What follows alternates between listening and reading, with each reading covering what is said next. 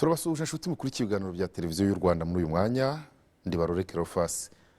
Mumaze kubimenyera, uyu ni umwanya twakiramo abanditsi b'ibitabo, twakiramo abasomyi b'ibitabo, twakiramo abakunzi b'umuco wo kwandika no gusoma, tugamije kuganira ku nganzo y'umwanditsi. Umwanditsi turi kumwe muri iki kiganiro uyu mwanya aherutse gushyira ahagaragara ibitabo bitatu icyarimwe, ntitubiganiriraho icyarimwe muri iki kiganiro. Twafashe kimwe muri byo, igitabo yise Intwari z'ikirenga zaharaniye kubaka isi nziza. Iki gitabo nicyo tugiye kuganiraho muri ibyo bitatu aherutse gushyira ahagaragara. Reka ne kumugira ibanga cyane, ni Nsanzabera Jean de Dieu. Tuguhaye ikaze. Urakoze kumpa ikaze. Intwari z'ikirenga zaharaniye kubaka isi nziza, wahisemo kwandika nkuko nari mbivuze, ibiri tuzagenda tubiganiraho mu kindi gihe, ariko kuri iki gitabo cyitwa Intwari z'ikirenga zaharaniye kubaka isi nziza, intwari z'isi kuzandikaho wari ugamije iki? Nari ngamije ibintu byinshi bitandukanye, ariko icy'ingenzi ni ukugaragaza abariho ubu yuko iyi si dufite, ibihugu dufite bisa neza, hari abantu umusonga wabo warajwe ijoro n'ishinga kugira ngo isi ibashe gusa neza, kugira ngo izo ntwari z'ikirenga tuzibuke, tuziterekere, tuzihore tuzibuka kandi duha agaciro ibyo bakoze. Uvuga ijambo guterekera ntugirane ikibazo n'abatabyemera? Oya, guterekera ni ikinyarwanda gisanzweho. Ubundi guterekera ni ukwibuka intwari z'abakurambere zubatse sosiyete. Definisiyo yayo ni iyo, abatabyumva babyumva ukundi cyangwa bisobanura ukundi, nta kindi tuba tuvuga, ni ukwibuka intwari z'abakurambere zaharaniye kubaka isi nziza, cyangwa intwari nyarwanda cyangwa intwari mpuzamahanga. Nubwo nkoresheje iryo jambo nakanyuzemo kugira ngo abantu bajye banabyumva neza yuko iyo wicaye wibuka intwari niko kuyiterekera, nta kindi kimenyetso kiba gihari. Hanyuma se izi ntwari wabise intwari, ushobora gusanga hari abo mwabyemeranywaho n'abo mutabyemeranywaho. Ukoresha ijambo ukabita intwari, hari abandi bantu bavuga bati abantu wenda b'ibihangange babayeho. Kuri wowe abantu b'ibihangange, kuko hari n'ibihangange tutabona muri iki gitabo cyawe bigenda byigishwa mu mateka anyuranye, ibihangange n'intwari wagiye bitandukanye ute? Impamvu nabitandukanyije ari nayo mpamvu ubona ituma bamwe batarimo. Hari ababaye ibihangange bakora nabi, nka Hitler arahari, ntabwo wamwandika ngo yaharaniye kugira isi nziza kandi yarari mu kuyirimbura. Hari abitwa ba Napoleon Bonaparte, ibyabo bakoze byinshi birazwi mu mateka y'isi bitigeze bijyaho ingaruka nziza, n'abandi ntarondoye. Aha rero icyo nashatse kuvuga kubita intwari ni uko babaye intwari mu kugira isi nziza, bagiriye isi iki umumaro. Nta kindi kinyarwanda rero twebwe abanyarwanda nta yindi mvugo tujya turenzaho ku muntu wagize neza, tugira tuti uriya ni intwari. Niyo mvugo y'ikinyarwanda izwi, nubwo intwari zigira ibyiciro byinshi, ariko izina rusange twebwe tugira turavuga ngo uriya muntu ni intwari kuko yakoze ibikorwa byiza byubaka umuryango uyu n'uyu. Niyo nkomoko. Reka yenda duhere twinjire mu gitabo, kuko ndahera no ku mpapuro za mbere. Mu ijambo wise iribanje, iribanje ku rupapuro rwa 8 ugira uti umukuru w'igihugu ni umuhuza w'Imana n'abaturage b'igihugu cye. Sibwo umugize umutambyi? Muri rusange mu myumvire nyarwanda, sina nyarwanda gusa, n'abantu benshi n'ubu baba babikurikiza babizi cyangwa batabizi, uburyo Imana ikorana n'abantu nta bwiza ngo yigaragaze, ahubwo ikorera n'ubundi mu bantu bayo baremye, yaremye ikavuga iti kanaka nakora iki kugira ngo ageze ahantu isahana.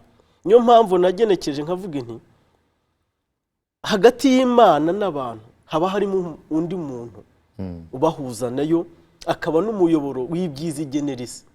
Ariho navuze nti umukuru w'igihugu ni umuhuza w'Imana n'abayoboye, kuko niwe iyo ayoboye neza Imana imunyuzamo ibyiza agomba kugeza ku buyobozi, ku baturage. Umubyeyi ni umuhuza w'Imana n'abo yabyaye, kuko niwe uwaha ibere akabagenera ibyiza, Imana nikamuhundagaza ibyiza akabiha abana. Umugabo ni umuhuza w'Imana n'urugo, kuko igihe arugokeye iteka ryose akarukorera, imigisha Imana imuhaye iha urugo niwe uyinyuzaho. Icyo nashakaga kugaragaza yuko uko biri kose, uko isi isa ituwe na miliyari zisaga 7, ntabwo zose zari kugira ibyiyumviro bimwe cyangwa inzozi zimwe ngo ibi byose bigerweho. Ahubwo hari Imana yagiye ifata ikabanyuzamo ubuhanga n'ubumenyi, bakabusakaza isi yose ikava mu icuraburindi. Nubwo nashatse kubyerekana yuko isi uko yagiye yubakwa n'Imana yagiye bigiramo uruhare, igafata abahuza runaka ikabanyuzamo ibintu by'ubuhanga kugira ngo barusheho gusakaza ibyiza mu batuye isi. Ntabwo ari muri kadire y'ubutambyi, ni kadire y'Imana idushakaho kubaka isi nziza n'ibihugu byacu n'imiryango yacu. Hanyuma ariko niba uvuga ko aba bantu bagenda bavumbura ibintu bikazagirira umumaro abantu benshi cyangwa n'isi, bikagera aho bisiga ivuye mu mibereho itari myiza ijya mu mibereho myiza, ukavuga ko baba bari mu mugambi w'Imana, usubiza iki abakunze kuvuga ko benshi mu basiyantifike batemera Imana?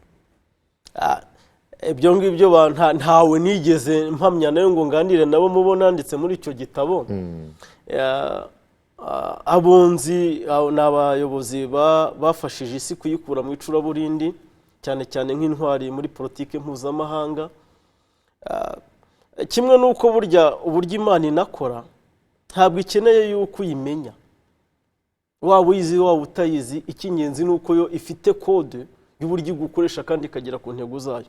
Ntabwo nk'urugero rubuze dukomeza, hari intwari zabaye ibihanganye muri politike mpuzamahanga tuzi nka Babuloni. Babuloni yabaye inkoni y'Imana ihana isi, ihana Abisirayeli kubera kuyoba, kandi Babuloni ntabwo yemeraga Imana, bari bafite ibigirwamana nka za Bali.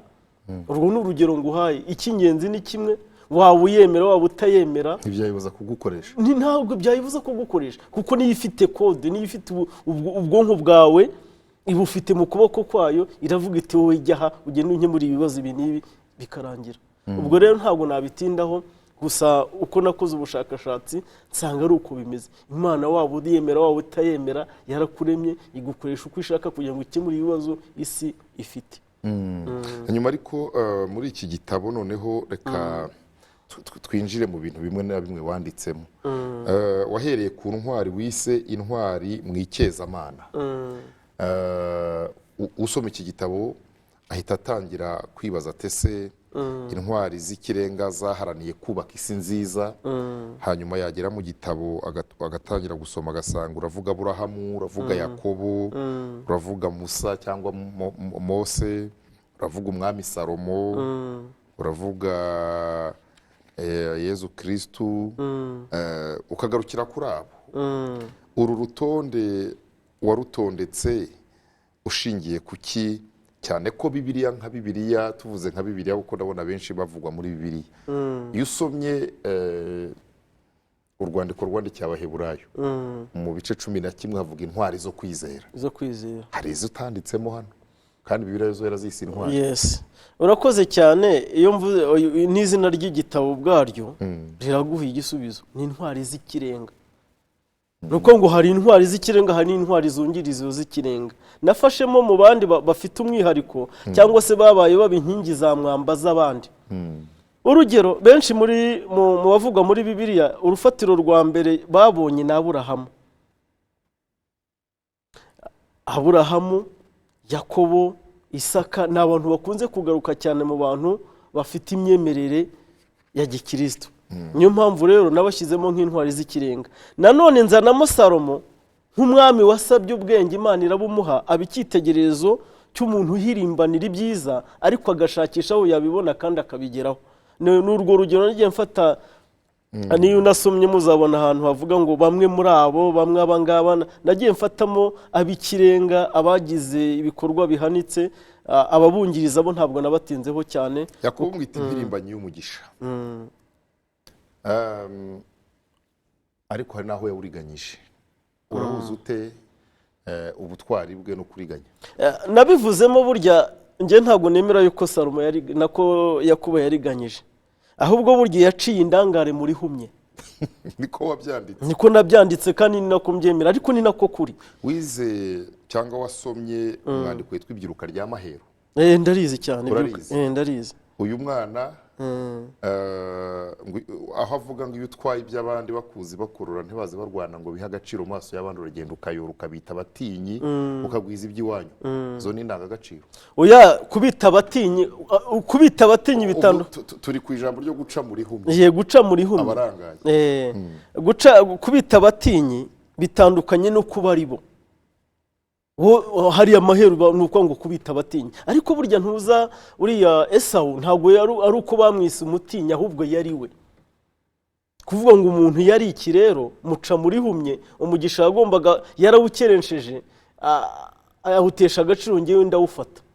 Ntabwo rero burya Yakobo mufata muri iyo cadre y'ibyo byavuzwe mu Ibyiruka rya Maheru, ahubwo mufata yuko we yararebye asanga uwo mugisha yahawe, uwawuhawe atawuha agaciro, amuca muri humye arawufata arawakira, kandi kuko yawusakaje isi. Icyo ntabwo niba guca muri humye abarangaye usa n'ubyemera muri iki gitabo, Afurika yirwa yitotombera iki ku bukoroni niba barasanze duhumirije bakabitwara?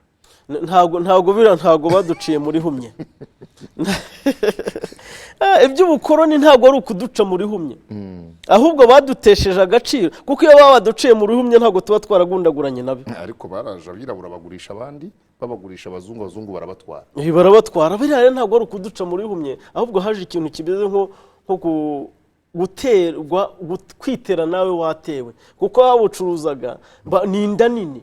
Ntabwo ari ukubaca muri humye, bashakaga amafaranga. Mu Rwanda, duhereye ku Rwanda, ukuntu twagundaguranye n'abakoroni basahura amabuye y'agaciro na za Kongo n'ahandi, si ukuvuga ko ari kuduca muri humye, ahubwo nuko baje bakadufatirana bitewe nuko hari imwe bari baragezeho, dugundagurana nabyo, babikoresha muri ubwo buryo bari barize igihe kirekire, badusahura imitungo. Ariko rero bitandukanye no kuduca muri humye. Urupapuro rwa 68 ngeze ku cyiciro cy'intwari w'isi bihangange muri politike mpuzamahanga. Ndashaka kuvuga wavuzemo abantu banyuranye barimo Nebukadinezari, ngira ngo ugeze kumuvugaho, aho wamwise inkoni y'Imana ihana. Uvugamo umwami witwaga Kuro, umwita umunyembabazi. Hanyuma ari kuza no kugera ku mugabo witwa Alexandre le Grand, igihangange ntakumirwa. Ku rupapuro rwa 68 ariko nubwo umwita intwari wamwanditseho amagambo akurikira, nshaka ko udufasha kumva ku bazasoma iki gitabo cyangwa bamaze kugisoma. Kuri urwo rupapuro rwa 68 uravuga ngo isomo Alexandre le Grand yasigiye abatuye isi. Ukavugamo ngo mu bihangange byose byakomeye muri politike mpuzamahanga byagiye bisigira isi icyigisho gikomeye ku miyoborere yabo n'imibanire n'abaturage b'ibihugu byabo. Ibyigisho basize bigiye bitandukanye ukurikije inkomoko y'ibihugu byabo n'igihe barimo bategeka isi. Alexandre le Grand uti yasigiye isi n'abayobozi b'aya masomo abiri atazibagirana mu mateka y'isi. Ayo masomo rukumbi yasigiye isi nk'umurage ugomba kwitabwaho n'ayakurikira. Uravuga ngo gukoresha imbaraga nyinshi n'ubwenge mu kwigarurira ibihugu no kwiyubaka. Hanyuma icya kabiri ukavuga ngo kuba yarigaruriye isi akanategeka igihugu cy'igihangange mu bumenyi n'ubuhanga butandukanye, ariko atarateguye uburyo igihugu cye kizayoborwa nyuma yo gutanga kwe. Iki ni indangagaciro, ni isomo. Icyo cya kuba nta muntu atarateganije. Iyo ntabwo ari indangagaciro, iyo ni isomo. Ni isomo tubwiye kumwigira. None mugirira iki intwari, uyu yaba intwari gute? Uko biri kose tujye tuvugisha ukuri, ubugwari bw'abandi budusemburamo ubutwari, kandi ubutwari bw'abandi bukadusemburamo ubugabo. Ni ukuvuga ngo intwari zose uzagenda ubisoma cyangwa waranabisomye, nagiye ntanga isomo abantu basigiye isi, ryaba ryiza cyangwa ryafatirwaho ibyiza ari ribi, cyangwa se ryafatirwaho ibyiza ari ryiza. Alexandre le Grand mu gihe cye cyangwa n'abamuzi mu mateka n'abari mu gihe cye ntabwo bari bazi ko iki kibazo cyari gihari. We babonye yigarura isi bamwita igihangange baranamwandika. Ariko nk'umuntu w'umushakashatsi nge nararebye nsanga hari irindi somo yagombye gusigira isi. Yakoze ubutwari, ariko uburyo gushima ntagire icyakugaya aba ari indyarya. Nuko ngo ababayeho cyane cyane twebwe mu muco w'Abanyarwanda, nge nanditse nk'umunyarwanda, bareba ibyiza umuntu yakoze akiriho. Alexandre Rugara yakoze ibyiza akiriho, apfa bimutunguye, kuko yapfuye amaze igihe gitoya ku butegetsi. Noneho ni naho nabonye iryo somo rigaragaza ngo ntiyigeze atekereza ati ubwo nigaruriye ibi bihugu mu gihe gito, ni gute nategura nyuma yanjye nkiriho. Nuko ngo yishimiye mu byiza yagezeho, ariko icyo kintu arakibagirwa, kuko ntabwo yari yiteguye ko azatungurwa. Ngere nk'umureba kure, narebeye Alexandre Rugara icyo atakoze, ariko icyo atakoze, kuko n'undi yajyanye n'ibyo yakoze. Uwafata ko yaruhiye ubusa yaba yibeshye. Uwafata ko yaruhiye ubusa, oya, ntabwo yaruhiye ubusa. Ntabwo yaruhiye ubusa, kuko intego ye yayigezeho, yari yo kwigarurira ibihugu. Niyo yonyine yari afite. Kuko ngo ubundi intwari igira intego. Ugeze kumva bavuze ngo après moi Rokawo. Ndabizi. Umuntu wigarurira ibyo bihugu agakoresha na ziriya mbaraga yakoresheje ku basomye amateka y'Abagereki, hanyuma nyuma ye igihugu kigacikamo ibihugu 4, buriya atandukaniye he n'uwavuze ngo après moi Rokawo?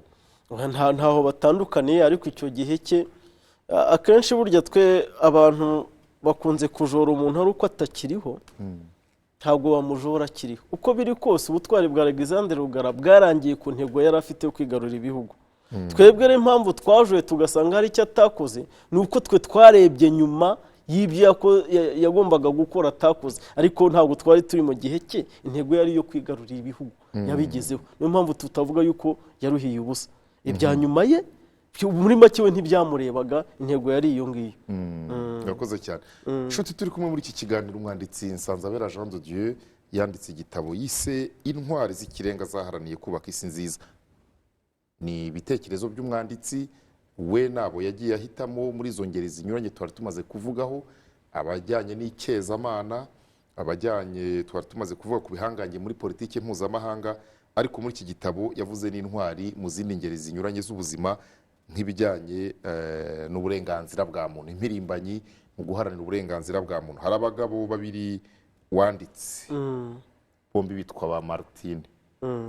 Hari uwitwa Martin Luther, bamwise umwihanduzacumu mu icyezamana, hanyuma hakaba na Martin Luther King.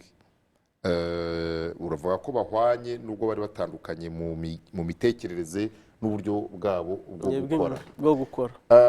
Aba bagabo, reka mpere kuri uriya Martin Luther, ahaguruka aharanira impinduka, uvuga ko yarahagurukijwe n'akarengane n'uburiganya yari abonye, ariko uburiganya rubanda rwari rugiye kugwamo ku bijyanye na indulgensiya. Uyu munsi we nk'umwanditsi noneho, nubwo utabyanditse muri iki gitabo, iyo umuntu ahagurukijwe no kurwanya gutanga amaturo n'icyacumi mu rusengero, akwiye gufatwa nka Martin nawe wahagurutse arwanya indulgensiya? Uko biri kose hari ibintu bibiri nemera. Iyo umuntu agaragaza ikibazo ariko agatanga igisubizo cyacyo, ntabwo nguwo navuga mwita yuko nawe ari impirimbanyi. Impamvu mbivuga nihe kandi mbyemera. Nzi neza ko Barore wicaye ahangaha uzi neza ko igikorwa cyose kidashingiye ku muco w'abenegihugu nta kireshuwa. Icyo ni icya mbere. Ikindi cya kabiri, ibintu byose ushyiramo ntibigende neza nuko hari indangagaciro ziba zariringagijwe. Uwo rero uvuga kimwe mu 10 n'amaturo birwanya, hari impamvu. Ashobora kuvuga ati reka nguhe nk'urugero Barore tujye tunabivugisha n'ukuri, ngira ngo niba warakurikiranye ibiganiro bya Pan-Africanisme, hari ikintu cyinshi cyagiye kivugwa, simvuga bakivuze ariko ndakivuga. Kugeza ubu mu Rwanda amadini dufite menshi afite ibyicaro mu mahanga. Nuko ngo niba icyicaro cy'i Roma, ikindi mu Bwongereza, ikindi mu Budage, ikindi muri Amerika, nibo dukorera. Amaturo menshi ava aho ngaho ajya muri ibyo bihugu akareka kubaka u Rwanda. Icyiza umuti ni uwuhe? Mbumugaturika, ariko mbumugaturika w'umunyarwanda ntari uw'i Roma. Mbumupantekote ntari uwo muri Swede. mbe umudivantiste ntari uwanduruzi muri Amerika, mbe umwangirikani ntari uwo muri Amerika, mbe umupresibiteriyene ntari umudage. Icyo gihe ikibazo cy'amatora na kimwe mu icumi kizanakemuka kuko tuzayatura. Ariko siho babigemura. Oya menshi abijyana naguha ingero nyinshi, urabona ntabwo ibyo byasaba ubundi bushakashatsi, ariko naguha ingero nyinshi z'amatora ajya mu mahanga. Kuki bigera muri Afurika bikaba ikibazo, hari ahandi n'indi migabane ayo madini n'amatorero akorera ntibibe ikibazo? Impamvu biba ikibazo ni kimwe n'icyo natangiye nkubwira. Ikibazo cy'amadini ni ikibazo cy'abanyafurika ubwabo. Oya, ni ikibazo cy'amadini. Impamvu ari iki? Ko hari ahandi akorera bitari ikibazo. Nicyo nagira ngo ngusobanurire. Nakubwiye ngo ikintu cyose kidafatiye ku muco w'abenegihugu ntikigemo, haba ari indangagaciro zirengagijwe. Nuko ngo baje bafatiye ku muco n'indangagaciro z'abenegihugu byakoro. Ariko reka nk'urugero rwa hafi, badukuyemo kubandwa no guterekera, nyamara batwinjizamo guterekera abazimu b'iwabo b'abanyaburayi. Nimvuga abazimu ntimuntera amabuye, abazimu ni abantu bapfuye, abazima ni abariho. Icyo nicyo Kinyarwanda.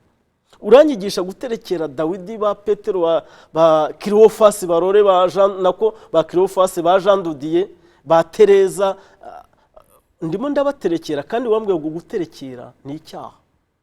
Ukankuramo ba Ruganzu Nduri, ba Kigeli Rwabugiri, intwari z'abakurambere na data nzajya ibwami, mwibagirwe yuko ari umunyabyaha.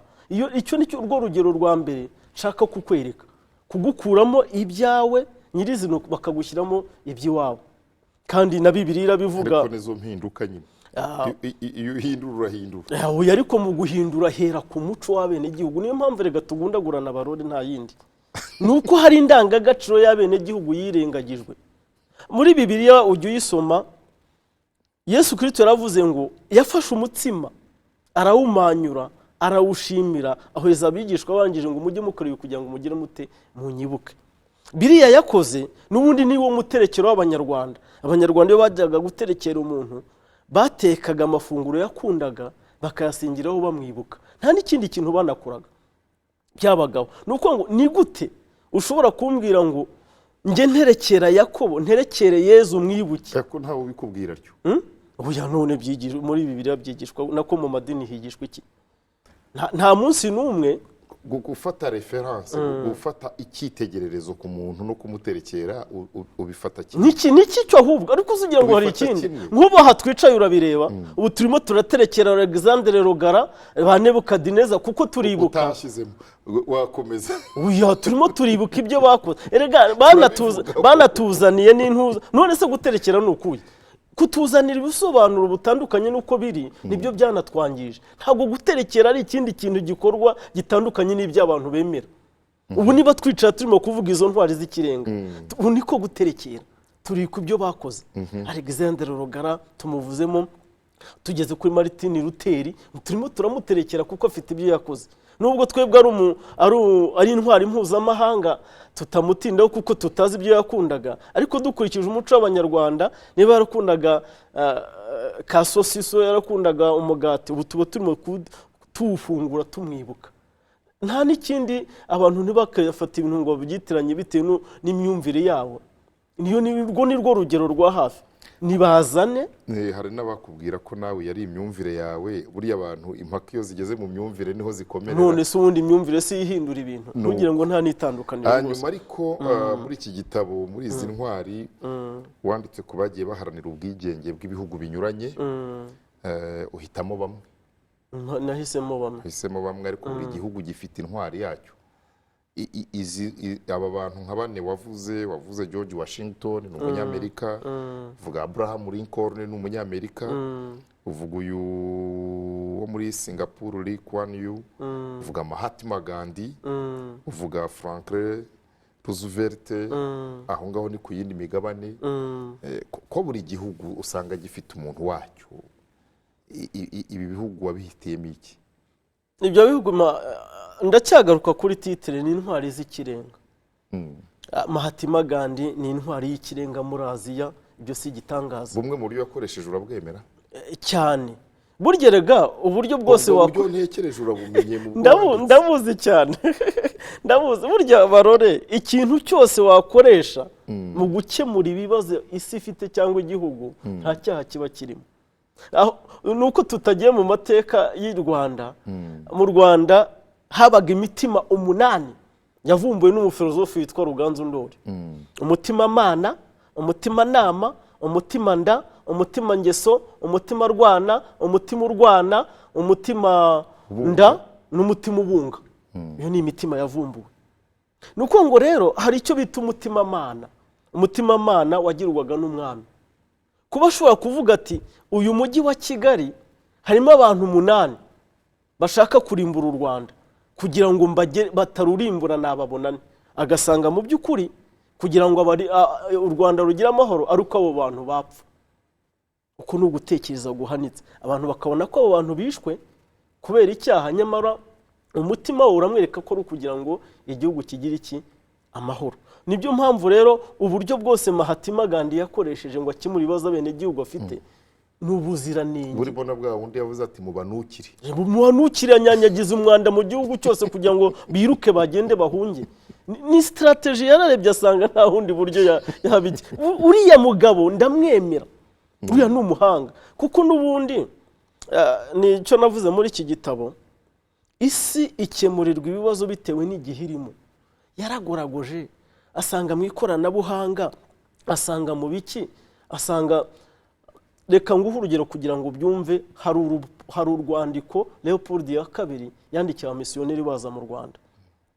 Ntabwo ari ibanga, yabahaye ibintu bibiri bati bariya abantu mubigishe gufata mu mutwe, mubarinde gutekereza, kuko bazi ko mu Rwanda twagiraga za orale gufata mu mutwe.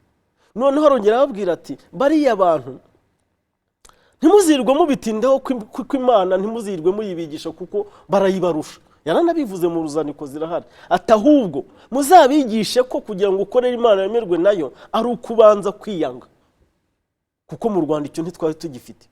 No kutwari tugifite ariko tukiyanga dukorera igihugu tukitanga. Nuko ngo rero nubwo buryo nshaka kukwereka uburyo kwinjirira abantu, kwinjirira bene gihugu kugira ngo ukize umuryango cyangwa uyobye uhera kubiriho.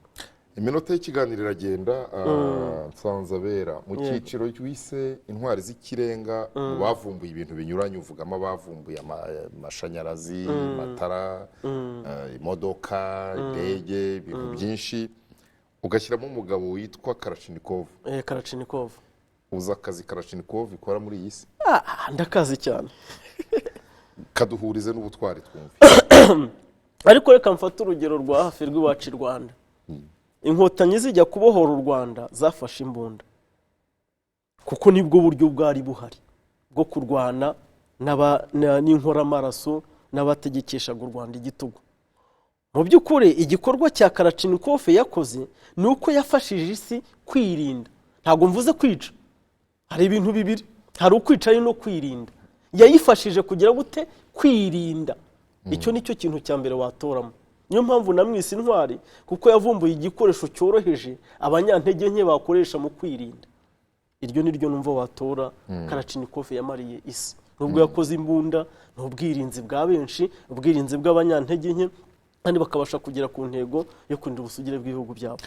Muri iki gitabo wandika kuri izi ntwari, ibyakoroheye ni ibihe, ibyakugoye ni ibihe? Muri ibi bintu byose icyangoye ni kimwe, ni ugusesengura ngo menye ngo aba bantu bamariye iki se. Icya kabiri ni ukumenya indangagaciro zabaranze benshi tutemeranyaho. Umpaye nka Kalashnikov yakoze imbunda irica, nyamara kugira ngo nsese kumushyira iruhande rwa Gandhi, ubwo niho umuntu aba yibaza. Oya, Gandhi ni muri politike ni mu gitabo kimwe. Ni mu gitabo kimwe kirimo ibintu byinshi. Gandhi burya afite uburyo yaharanira ubwigenge bw'ibihugu bye. Noneho Kalashnikov we ni umwe mu bavumbuzi bavumbuye igikoresho cy'ubwirinzi. Aho ngaho nkeka ko abahinde bamaje kwigobotora abongereza nabo bakoresheje gushaka ibikoresho by'ubwirinzi. Aho niho Kalashnikov agira umumaro. Ubundi isuzumye neza, reka ntereho umusumari umugambi w'iki gitabo, ni ukugaragaza ko Imana ifite uburyo ikorana n'abantu ngo bahindure isi bitewe n'uko ishaka. Hari ikintu tujya turimo ngo Yerusalemu yo mu ijuru, ngo ntuza na Dawidi yaravuze ngo bakiranutse Uwiteka ngo bazatura ku musozi Siyoni. Impamvu yamuvuze umusozi Siyoni ni uko ari wo mwiza yaratuyeho. Imana yamufashije kuwugira neza. Salomo yubaka Yerusalemu, umurwa w'Imana. Nuko ngo rero ibyo byose kandi n'Imana yagiye imutoranyiriza ibiti n'amazahabu byose azagenda ashingaho. Ni uburyo rero nashaka kugaragaza ko intwari zikorerwamo n'Imana ari mu ijuru n'isi kugira ngo zikemure ibibazo isi ifite. Iyo irebye igasanga hariho intambara, yohereza umutabazi wo gushaka ibikoresho by'ubwirinzi. Tugiye mu bavumbuye ibintu bitandukanye, urasangaho Martin Luther yarwanaga no gusohora inzandiko ze kugira ngo abashe guhugura isi ye ive mu buyobe. Uzabonamo umugabo witwaga Johannes Gutenberg w'Umudage wahise avumbura mashini yo kwandika. Sinzi icyo niba ucyumva neza. Uwitwa Ntuza Leonardo da Vinci w'Umutaliyani yavumbuye imodoka bya gisirikare, avumbura za kajugujugu n'imitaka mu gihe isi yahirimbaniraga ibintu byo kurwanya icyo gihe. Ngira ngo i Burayi niho hari intambara zitutumba z'urudaca, arabivumbura kugira ngo abantu barusheho kugira gute kwirinda. N'ubu aho isi igeze muri ibi bikoresho byose by'ibitwaro bya kirimbuzi bavumbura n'ibiki, nta kindi Imana yabikoreye, no kugira ngo abantu bahore batinyana, hazimo kubahana. Ngewe nda Amerika mfite ibitwaro bya kirimbuzi, Uburusiya mfite ibindi, mfite n'ubwirinzi, twubahane.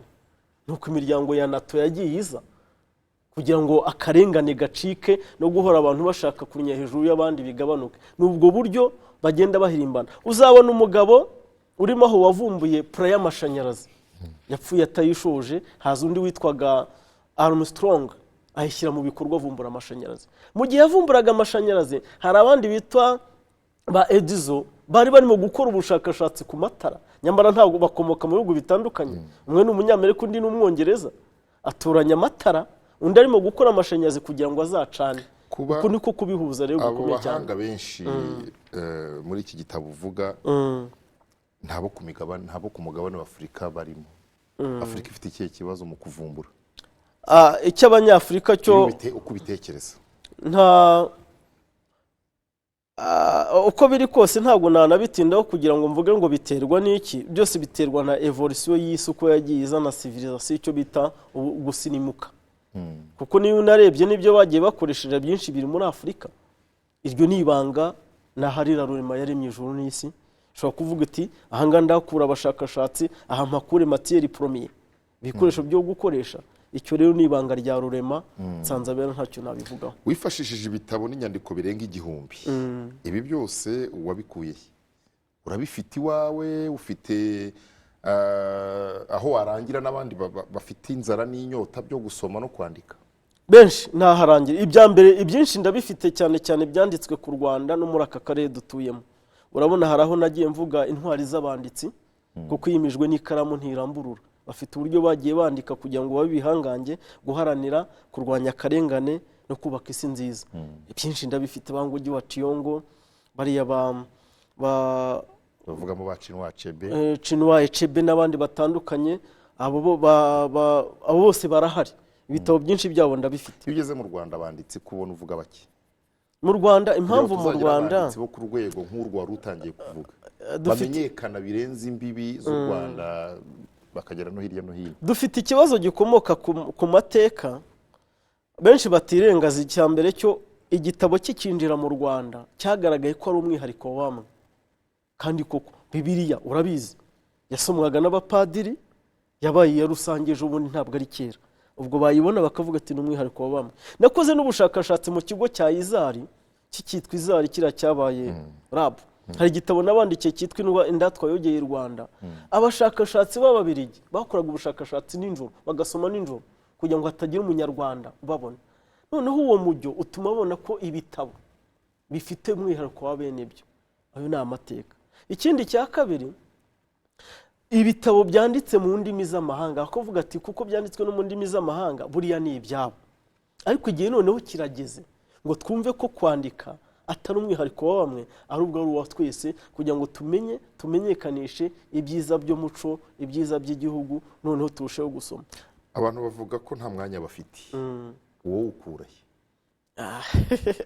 Umwanya ngenda nawe ubona pe, ndanawubona kuruta uko n'abandi babona. Ahubwo nibaza abantu impamvu bavuga ngewe ndi umwanditsi maje kwandika ibitabo 86 mu myaka 20.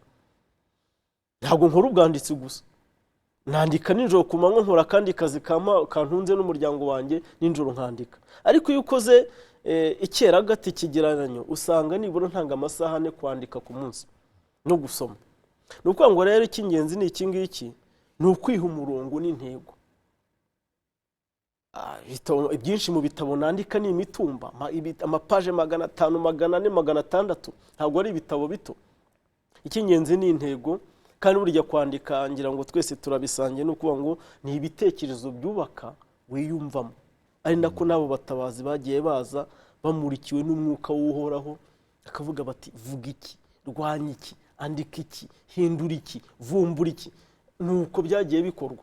Nanjye rero n'uwo mwuka ndimo, kugira ngo ngire icyo nkemura i Rwanda, nereka abantu ko kwandika bishoboka, nereka abantu ko gusoma bishoboka, babe gukomeza guhomera ibizi by'ibirohwa, kandi isoko nzima ihari. Iyo bijoye urabyemera? Iyo babijoye none ni ngombwa. Rega nta mwiza wisoma. Nta kirazira burya umukobwa niyo yaba mwiza akajana ntiyakwirongora, abasore baramubenguka bakamurambagiza bakamushaka. Nanjye rero nemera kujorwa kugira ngo n'ibyo mfite bibireme. Urakoze cyane. Arakoze Nsanzabera Jean de Dieu. Igitabo cye Intwari z'ikirenga zaharaniye kubaka isi nziza, nkuko asoje abivuga, wakwemeranywa nawe kuri zo nkuko ushobora no kutemeranywa nawe. We icyo avuga nuko afata umwanya agatanga umusanzu we, agatanga ibitekerezo bye, akamurikira abantu, ariko akavuga ati nawe ushatse umwanya wo kwandika no gusoma ntiwawubura. Reka duhinira aha, tubifuriza ibihe byiza.